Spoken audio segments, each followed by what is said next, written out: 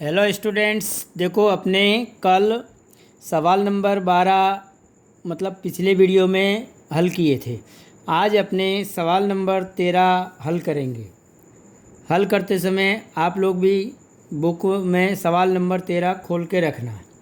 अब देखो, हर्षा और छाया एक साझेदारी पीढ़ी के साझेदार है। निम्नलिखित सूचना पर से वार्षिक हिसाब तैयार करो। देखो बच्चों, अब अपने समायोजनों पे सर्वप्रथम टिक लगाएंगे। पूंजी, आहरण और चालू खाते की प्रारंभिक बाकी पर ब्याज। तो देखो, पूंजी यहाँ दी है तो दोनों की पूंजी पे टिक कर लो। चालू खाते की उधार बाकी और जमा बाकी दोनों दिए, दोनों पे टिक करो। और आहरण दिया है दोनों का, आहरण पे भी टिक करो। फिर उसके बाद छाया को मासिक वेतन 500 देना है। अब देखो, छाया का वेतन यहाँ अलग से दिया है सकल पलपट में, उस पर टिक कर लो। यंत्रों पे घिसाई, तो यंत्र पे टिक कर लो। दूसरा समायोजन, चौथा समायोजन बिक्री बही का योग कम गिना गया। अब देखो, इसको अलग से अपने व्यापार खाते में बताएंगे, तो व्यापार खाते पे टिक कर लो खाली ऐसे ही समझने के लिए। फिर सामान्य अनामत खाते 1700 ले जाना, तो सामान्य अनामत को अलग से बताएंगे। देखो बच्चों, अब अपने सवाल की गणना करेंगे। सर्वप्रथम अपने सकल तलपट के विवरणों को लिखेंगे। सकल तलपट के विवरण जो दिए उनको एक एक करके व्यापार खाता, लाभानी खाता, व्यापार खाता, लाभानी खाता, लाभानी वितरण खाता, चालू खाता और आर्थिक चिट्ठा में अपने बताएंगे। चलो बच्चों देखो, अब सर्वप्रथम यहाँ पूंजी दी है, तो अब पूंजी अपने डायरेक्ट आर्थिक चिट्ठा में बता दो। पूंजी खाता नो, पूंजी खाता हर्षा और छाया दोनों की पूंजी दी है, तो हर्षा छाया, हर्षा की पूंजी 20,000, छाया की पूंजी 30,000, दोनों मिलके 50,000 बाहर निकाल दो। उसी प्रकार अब उधार में आ जाओ। उधार बाजू दोनों का आहरण दिया है। आहरण अपने चालू खाते में 1-2 लाइन ऊपर छोड़ दो चालू खाते की बाकी लिखने के लिए। यहाँ 1, 10, 16 आहरण। अब देखो, हर्षा का आहरण 5,000 है, तो हर्षा के कॉलम में 5,000 लिखो, यहाँ डैश करो। उसी प्रकार छाया का 1-1, 17 है, तो 1-1, 17 आहरण। अब हर्षा में डैश और छाया में रकम लिखो 10,000, तो यहाँ छाया के कॉलम में 10,000। अब चालू खाता हर्षा की उधार बाकी दी है, तो उधार बाजू लिख दो। तारीख 1/4/16, शेष आगे लाए। हर्षा की उधार बाकी है, तो उधार बाजू 6,000 रुपये, इसमें छाया में डैश कर दो। उसके बाद पूंजी पर ब्याज। अब देखो, पूंजी पे ब्याज पहले से यहाँ दे दिया है, तो वितरण खाते में उधार बाजू पूंजी पर ब्याज हर्षा का दिया है 700 रुपये, एक लाइन छोड़ के। फिर हर्षा के बाद छाया 1,000, यहाँ अलग अलग बता दो दोनों का। उसी प्रकार यंत्र अपनी संपत्ति है, तो संपत्ति लेना में यंत्र अंदर लिखो, ठीक है, इस पर 40,000 रुपये का। उसी प्रकार लोन पर ब्याज। अब देखो, लोन किसकी है? हर्षा की, तो लाभानी वितरण खाते में उधार बाजू लोन पर ब्याज 200 रुपये अंदर के कॉलम में रखो, इस पर भी समायोजन है आंतरिक। वेतन लाभानी खाते की उधार बाजू अंदर के कॉलम में लिखो 13,000 रुपये वेतन, आंतरिक समायोजन है, बाद में मैं समझाता हूँ। छाया का वेतन। अब छाया का वेतन वितरण खाते में उधार बाजू छाया का वेतन अंदर के कॉलम में लिखो 5,500 रुपये, एक लाइन उसके लिए छोड़ देने की। देनदार अपने संपत्ति लेना बाजू। अब देखो, देनदारों पर टिक नहीं है, तो बाहर निकाल दो। देनदार 15,000 रुपये के। उसी प्रकार अप्राप्त भाड़ा, इधर ही लिखो अप्राप्त भाड़ा, यानी मिलना बाकी भाड़ा, और इसको संपत्ति लेना में 2,000 रुपये लिख कर दर्शाएंगे। डूबत ऋण लाभानी खाते की उधार बाजू डूबत ऋण यहाँ दी है 1,300 रुपये, इस पर समायोजन नहीं है, तो बाहर निकाल दो 1,300 रुपये डूबत ऋण के। माल स्टॉक यानी अंतिम स्टॉक को अपने संपत्ति लेना में बताओ डायरेक्ट। 31/3 का स्टॉक है 10,000। उसी प्रकार बीमा प्रीमियम लाभानी खाते की उधार बाजू बीमा प्रीमियम आंतरिक समायोजन है, उसको अंदर रखो 2,000 रुपये। समायोजन बाद में बताता हूँ। अब आ जाओ बेटा जमा बाकी पे। देखो जमा बाकी में अपने पूंजी लिख दिए। अब चालू खाता की बाकी दी है छाया की, तो जमा बाजू तारीख 1/4/16 शेष आगे लाए हर्षा में डैश और छाया में नहीं सॉरी हर्षा की बाकी दी है छाया की दी है, तो छाया में 4,000 रुपये लिखो। हर्षा की उधार दी थी 6,000, इसकी जमा दी है। उसी प्रकार आहरण पर ब्याज वितरण खाते में जमा बाजू आहरण पर ब्याज दोनों का अलग अलग तारीख का है। आहरण उस पर ब्याज गिनेंगे बाद में। हर्षा का दिया है ब्याज 100 रुपये और छाया एक लाइन छोड़ दो ऊपर, छाया का 50 रुपये ब्याज। हर्षा की लोन पूंजी दायित्व में हर्षा की लोन 10,000 रुपये अंदर के कॉलम में लिखो आंतरिक समायोजन है। भाड़ा जमा दिया है तो लाभानी में लिख दो भाड़ा जमा बाजू और रकम दी है 12,000 रुपये, बाहर निकाल दो, समायोजन नहीं है, प्राप्त भाड़ा है। लेनदार पूंजी दायित्व में लेनदार यहाँ पूंजी दायित्व में दिए 5,000 रुपये, बाहर निकालो 5,000। व्यापार खाता दे दिया है तो सुधारा हुआ व्यापार खाता बनाएंगे इधर, तो इधर शेष आगे लाए या सकल लाभ लिख दो 24,700 रुपये। उसी प्रकार बैंक बाकी यानी bank overdraft BOD bank overdraft 5450 रुपये पूंजी दायित्व में लिखेंगे। चालू खाते का ब्याज हर्षा का 100 रुपये दिया है। अब देखो चालू खाते का ब्याज जमा दिया है तो जमा बाजू वितरण खाते में जमा बाजू चालू खाता पर ब्याज हर्षा का 100 रुपये। उसी प्रकार उपलब्ध खाता दिया है, इसको अभी कहीं दर्शाना नहीं है। इधर एक समायोजन दिया था, बिक्री व्यय का योग 300 रुपये कम गिना गया, उस समय अपने इस पर ब्याज गिनेंगे, अभी रहने दो इसको ऐसे ही। चलो देखो बच्चों, अब आंतरिक समायोजन एक एक करके अपने देख लेते हैं।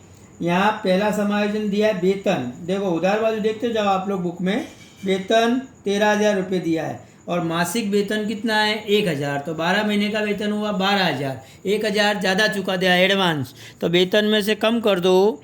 अग्रिम चुकाया वेतन 1,000, 12,000 बाहर निकाल दो और उधार बाजू इसको बताए थे माइनस करके, तो इसकी दूसरी असर संपत्ति लेना में लिखो अग्रिम चुकाया वेतन 1,000 संपत्ति लेना में।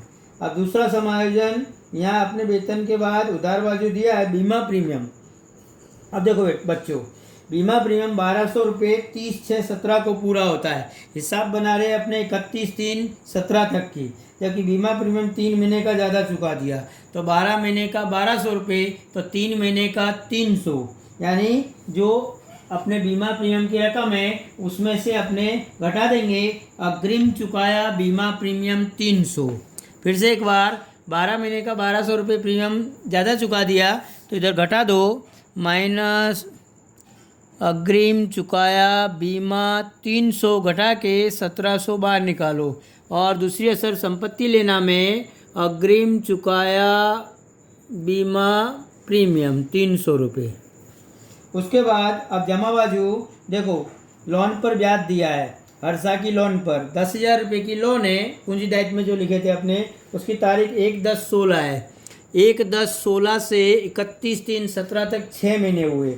लोन पर ब्याज की कोई सूचना नहीं हो तो कम से कम 6%, तो 12 महीने का 600 रुपये ब्याज हुआ, तो 1/10/16 से 31/3/17 तक 6 महीने का 300 रुपये ब्याज हुआ। अब 300 रुपये ब्याज में अपने ने देखो यहाँ 200 रुपये उधार बाजू बता रखा है लोन पर ब्याज,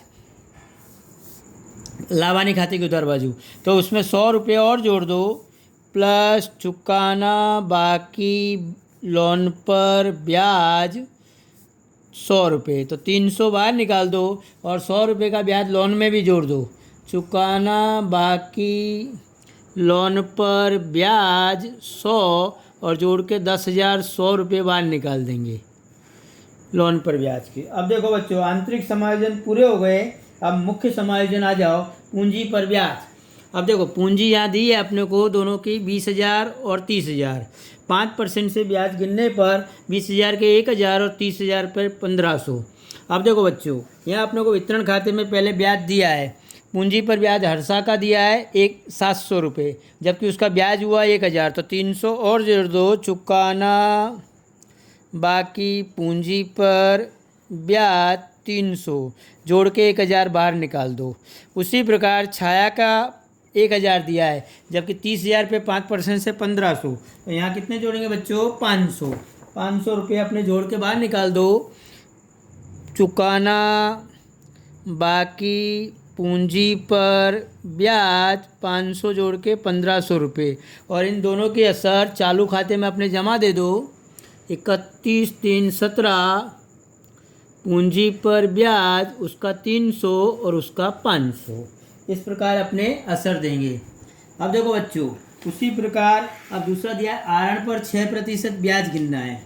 अब देखो बच्चों, आहरण में यहाँ अपने आहरण 5,000 रुपये दिया है हर्षा का, और 6% ब्याज 1/10/16 से 31/3/17 तक देना है। तो टोटल ब्याज हर्षा का आहरण पे हुआ 150 रुपये, क्योंकि 6% से 5,000 पे 300 होता, 6×5 30, तो उसका आधा 6 महीने का 150। अब 150 में 150 में देखो आहरण पे ब्याज पहले 100 दिया है, उसमें जोड़ दो। मिलना बाकी आहरण पर ब्याज 50 जोड़ के 150 बाहर निकाल दो। उसी प्रकार इसका ब्याज भी गिन लो। अब देखो, इसका आहरण है यहाँ 10,000 रुपये, 10,000 के 6% से 600 हुए। अब यहाँ ब्याज 1/17 से 31/3/17 तक 3 महीने का गिनेंगे, तो 12 महीने का 600, तो 3 महीने का 150 रुपये। उसमें 50 रुपये अपने को पहले ब्याज दिया है, तो 100 इसमें जोड़ दो। मिलना बाकी आहरण पर ब्याज 100 और जोड़ के 150 रुपये अपने बाहर निकाल देंगे। इसमें अपने ने 100 रुपये जोड़ा, उसमें 50 जोड़ा, और दोनों असर अपने वितरण खाते चालू खाते की जमा बाजू, इधर जमा बताया उधर उधार बाजू लिख दो। आहरण पर ब्याज, अब इसका कितना था हर्षा का 50 और उसका 100 रुपये जोड़े थे, वो रकम यहाँ बता देंगे। अब उसके बाद चालू खाते की बाकी पर ब्याज। अब देखो, चालू खाते की बाकी पर ब्याज, अब हर्षा के देखो चालू खाते की उधार बाकी है।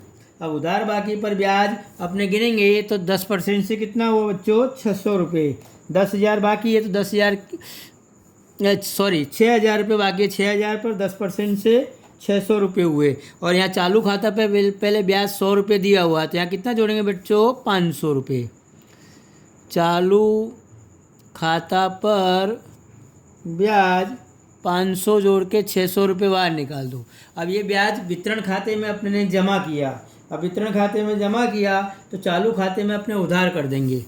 तो चालू खाते की उधार बाजू 31/3/17 चालू खाता पर ब्याज, और हर्षा में लिखो 500 रुपये।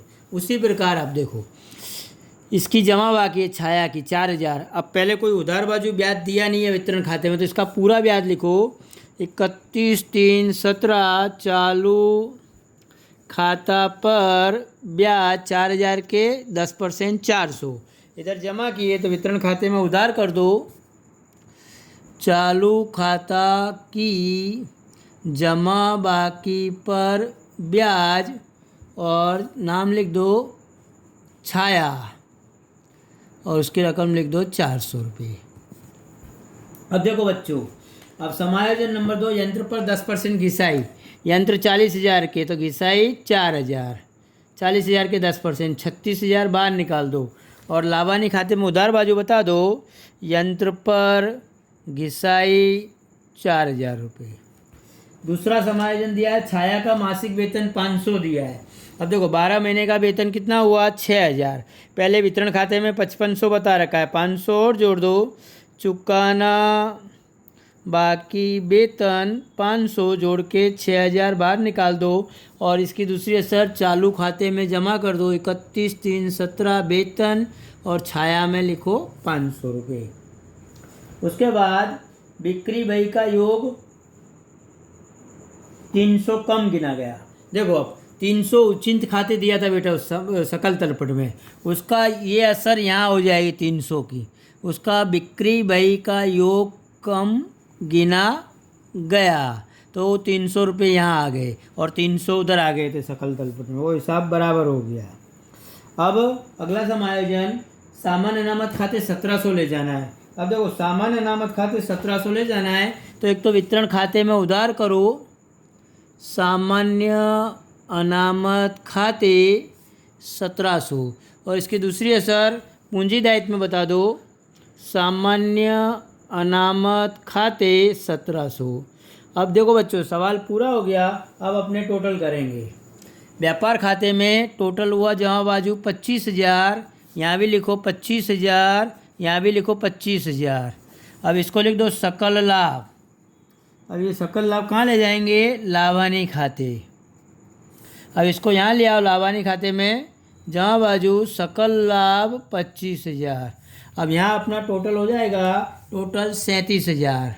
अब उसमें से उधार बाजू अपने 1 2 3 4 5, 1 2 3 4 5 का टोटल करके घटाने पे लाभ आएगा 17,700 रुपये, और यहाँ टोटल 37,000। अब 17,700 रुपये को लिख दो शुद्ध लाभ, और इस शुद्ध लाभ को कहाँ ले जाएंगे, लाभानी वितरण खाते जमा बाजू, ले आओ शुद्ध लाभ 17,700। अब देखो 17,700, 300 दोनों ब्याज मिला के और 600 रुपये, इन सब का टोटल करेंगे तो इनका टोटल आएगा बेटा 18,600 रुपये। यहाँ भी लिखो 18,600। अब उसमें से उधार बाजू की रकम घटाने पर डिफरेंस आया 8,000 रुपये, ये लिख दो वितरण पात्र लाभ, हर्षा छाया दोनों के बीच बांट देंगे, और बांटने पे ये रकम 4,000 छाया को मिलेगी, 4,000 हर्षा को मिलेगी। इस लाभ को चालू खाते में जमा कर दो, 31/3/17 वितरण पात्र लाभ 4,000 4,000। अब देखो बच्चों यहाँ अपने उधार बाजू का टोटल ज़्यादा आता है, यानी इसका आता है 11,550, और इसका टोटल हुआ 10,100 रुपये। इधर भी लिखो 11,550 और इधर लिखो 10,100 रुपये। अब अंतर की रकम इधर आई 7,250 रुपये और इसकी आई 700 रुपये।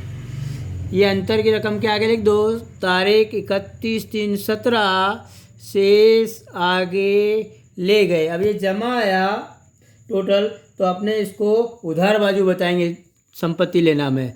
नाम लिखो चालू खाता हर्षा और छाया, तो यहाँ लिख दो 7,250 और उसका आया 700, यानी 7,950 बाहर निकाल दो। अब बच्चों अपने टोटल करेंगे तो सकल तलपट का 72,250, इसका भी लिख दो 72,250 से अपना आर्थिक चिट्ठा बनेगा। आज का होमवर्क आपका यही है, इस सवाल को अपने नोटबुक में आपको हल करना है अच्छी राइटिंग में, और चौपड़ा मैं मंगाऊँ तब आपको चेक कराना है।